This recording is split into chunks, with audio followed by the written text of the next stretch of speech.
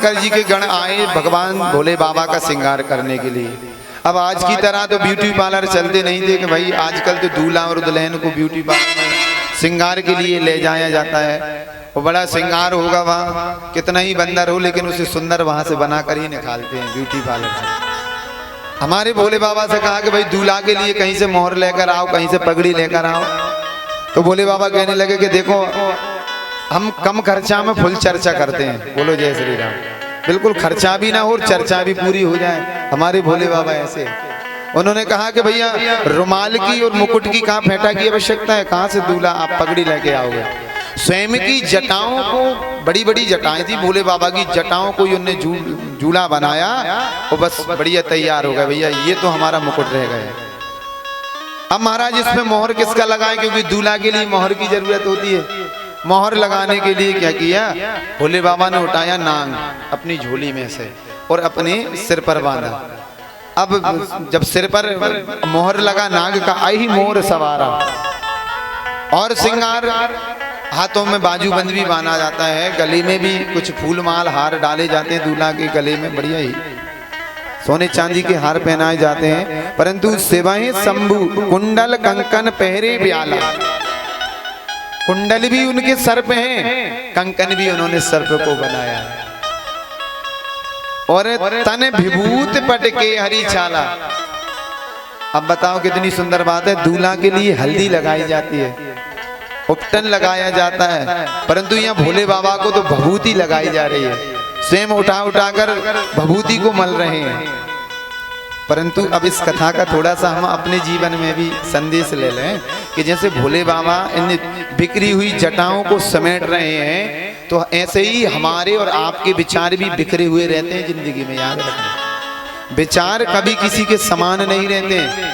आप 50 लोगों से मिलोगे तो 50 के विचार अलग अलग ही रहेंगे।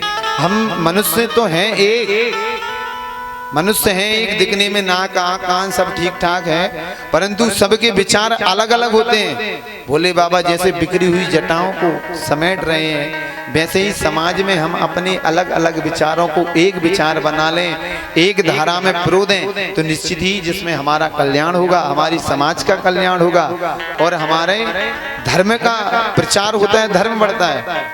तो बिखरी हुए विचारों को समेट लेना ही भोले बाबा ने बिखरी हुई जटाओं को समेटा। और सिर पर मोर सजा रहे हैं सर्प का, तो भोले बाबा ने सर्प को क्यों लगाया? देखो सर्प है काल का प्रतीक, काला ब्याल मुखग्रास त्रास निर्नाश हेतवे। मृत्यु रूपी अजगर के मुख में हम एक एक करके समाते हुए जा रहे हैं। जैसे ही सूर्य अस्त होता है वैसे ही हमारी जिंदगी में से एक दिन कम कर जाता है। हम कहते हैं आज हम 25 के हो गए, कोई कहता है हम 21 के हो गए, कोई कहता है हम 30 के, कोई 35, कोई 40। अरे हम इतने के हुए नहीं है, इतने दिन हमारी जिंदगी में से कम हो गए और ये अब लौट कर आने वाले नहीं है ये दिन। इसलिए भोले बाबा अपने सिर पर, भाई आप जहां भी रहो, आप खुशी में रहो या दुख में रहो, कभी कभी ऐसा होता है कि कहते हैं कि मजे में आकर मौत को भूल जाना। बोलो जय श्री राम। कभी कभी खुशी में आकर हम मौत को ही भूल जाते हैं। तो भोले बाबा ने सिर पर सर्प को सजाया, उसका मोहर लगाया। ये हमें संकेत दिया है कि आप कितनी खुशी में रहो, परंतु अपने साथ साथ में अपने मौत को भी नहीं भूलना चाहिए, क्योंकि एक न एक दिन वो काल हमारे सिर पर आ ही जाता है। तो भोले बाबा ने सर्प लगाया, कानों में भी गले में भी प्रभु सर्प का ही श्रृंगार कर रहे हैं। अब दूल्हा के लिए हार तो पहनाया जाता है फूलों का, मालाओं का, परंतु भोले बाबा ने सर्प का हार पहना है। तो वो ये संकेत दे रहे हैं हार पहनकर भी कि जिंदगी में याद रहे, खुशी में आकर ये मत भूल जाना कि एक दिन भी हमें भगवान से मिलना है, उनके पास जाना है। और इतना ही नहीं, यहाँ हल्दी के स्थान पर उन्होंने भभूति लगाई। तो भोले बाबा हमारे ऐसे हैं कि देखो भाई आप जैसे हैं वैसे ही दिखना चाहिए, अंदर है वैसे ही बाहर होना चाहिए। कभी कभी होता क्या है कि दोहरे चरित्र के लोग होते हैं, जैसे तन जिनकी बुगले जैसा गोरा सफेद रहता है लेकिन मन काला रहता है। इसलिए एक संत ने कितना सुंदर लिखा दुआ, मन में ला तन ऊजरा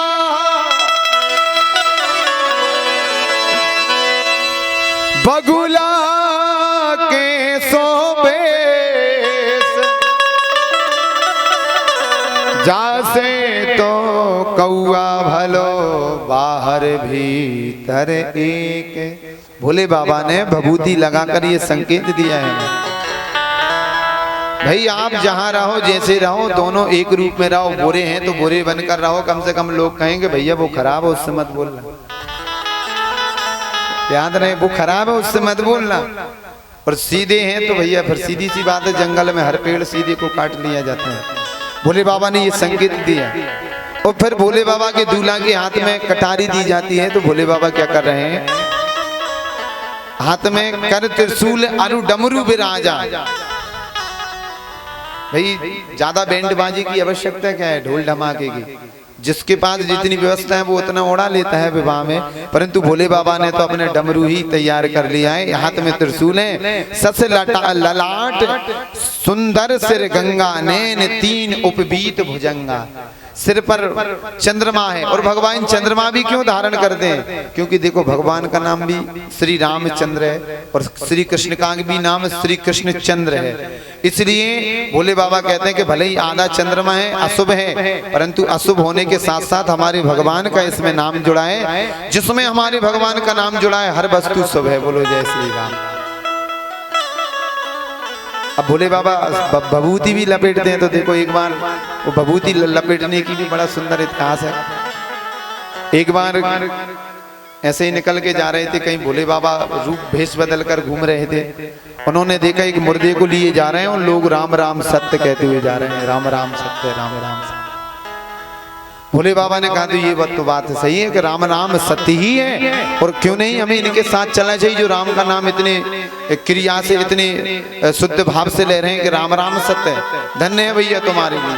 और भोले बाबा भेष बदल कर उन सबके साथ हो गए। शमशान में अब आपने देखा होगा तैयारियां चलती हैं, यहाँ अर्थी को रख देते हैं, वहाँ कुछ चिता की तैयारी कर रहे हैं और कुछ दो चार यहाँ बैठ गए, दो चार वहाँ बैठे, दो चार वहाँ बैठे। तो भोले बाबा वो दो चार के बीच में बैठे थे। वो बात कर रहे थे कि बताओ लो इन्हें भी आज ही मरना था। क्यों भाई? बोले इन्हें आज मरना था, हमें तो भोपाल जाना था आज, वो आज मर गए। भोले बाबा ने कहा बड़े लोग ही स्वार्थी आदमी है, अभी कहते हुए आ रहे थे राम राम सत्य है, अब बताओ ऐसी बात करें। उठकर दूसरे के पास चले गए। दूसरा कहने लगा बताओ ये आज मर गए, हमें नौकरी का इंटरव्यू देने जाना था, अब क्या करें, खास रिश्तेदार थे तो इसलिए आना पड़ा। उन्होंने कहा ये भी बड़े स्वार्थी हैं। तीसरे के पास पहुंच गए, तीसरे ने तो और हद कर दी। तीसरे कहने लगे कि बताओ ये तो एक ही ले दे के हमें रविवार की छुट्टी मिलती थी और ये गए भी कौन से दिन, रविवार के दिन। बोलो जय श्री राम। ये तो हमारी छुट्टी खा गए। तो भोले बाबा ने कहा कि इससे तो सत्य ये है, ये मुर्दा मरने वाला जिसके लिए राम राम सत्य कह रहे थे, उसमें आग लगाई। तो भोले बाबा ने उसकी भभूति अपने सिर सीने से पूरे शरीर से लपेटी। कम से कम इसके लिए राम राम, तो यही तो अंतिम सत्य तो मृत्यु ही है। तो भोले बाबा इस प्रकार भभूति लगा रहे हैं और इतना गरल कंठ और नर सिर माला, गले में मुंडों की माला धारण किए हुए। तो भोले बाबा बड़ा विचित्र श्रृंगार है। देख सिवाय सुर तुरिये मुस्काई, बर लायक दुल्हन जगनाई। आहा, अब देखो देवताओं की स्त्रियां भी, देवांगनाएं भी व्यंग करते हुए हंस रही हैं। कितनी सुंदर बारात है। इस दूल्हा के लिए बताओ, ऐसी दुल्हन तो संसार में बनी ही नहीं होगी। बड़ी मुस्कुराती हैं, व्यंग करती हैं। और इस प्रकार विष्णु बिरंच आदि सुरव्राता, चढ़ चढ़ वाहन चले बारात। इस प्रकार भगवान भोले बाबा की बारात जा रही है।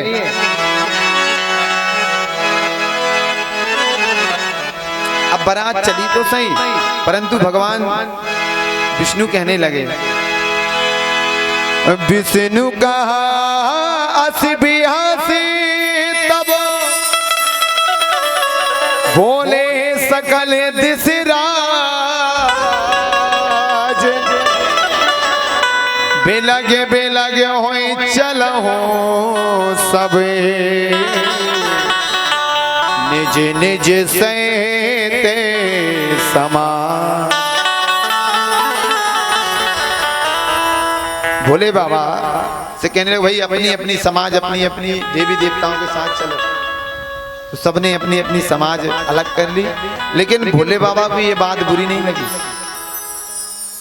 अलग अलग हुई मन ही मन महेश मुस्काई, हरि के व्यंग वचन नहीं जाई। भगवान के वचन सुन सुनकर भगवान भोले बाबा को बड़ी हंसी आती है। वो भोले बाबा की बड़ी सुंदर बारात चल रही है। उन्होंने भी अपने श्रृंगी भृंगी आदि सारे गणों को बुलाकर, और वहां बारात का वर्णन कैसे हो रहा है। और को मुके ही ने विपुल मुके खाओ,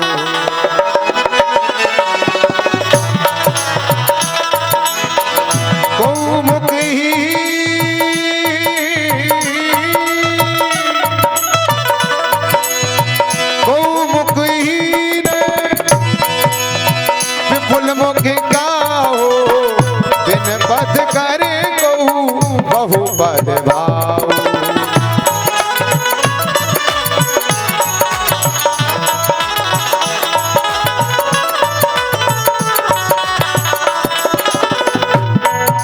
विपुल नैन को नैन बीना, हृष्ट पुष्ट को अति तन कीना।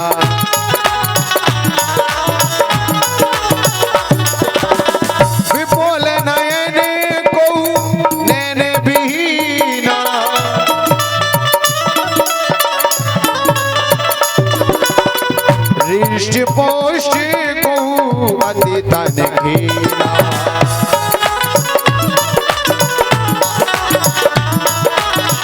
हृष्ट पुष्ट को अति तन कीना। किसी के बहुत से मुख हैं, किसी के मुख है ही नहीं है। अब देखो कितने सुंदर, ये भी संकेत है। मुख को किसके लगा हुआ है भाई? जो भगवान का भजन करता है। सीधी सी बात है, मुख उन्हीं का धन्य है जो भगवान का भजन करता है, भगवान का नाम लेता है। अब हमारे कितने ही सुंदर मुख क्यों ना लगा हो, दिखने में आप कितने ही सुंदर शोभायमान क्यों ना हो, परंतु आपके मुख से भगवान का नाम नहीं निकलता है, आपका मुख कभी भगवान का नाम नहीं लेता है, तो ऐसे में आप कितने ही सुंदर क्यों ना हो। आपकी गिनती कभी वैष्णवों में कभी आपकी गिनती नहीं होगी, कभी आपकी संतों में गिनती नहीं होगी, कभी आपकी साधु समाज में गिनती नहीं होगी, यदि आपके मुख से भगवान का भजन नहीं निकलता है। ये भी संकेत है, को मुखहीन। अब मुखहीन वही है जो भगवान का भजन नहीं करते। विपुल मुख काऊ कौन है? जो भगवान का भजन करता है, उसके अनेक मुख हैं। बोलो जय श्री राम। और इतना ही नहीं, विपुल नैन को नैन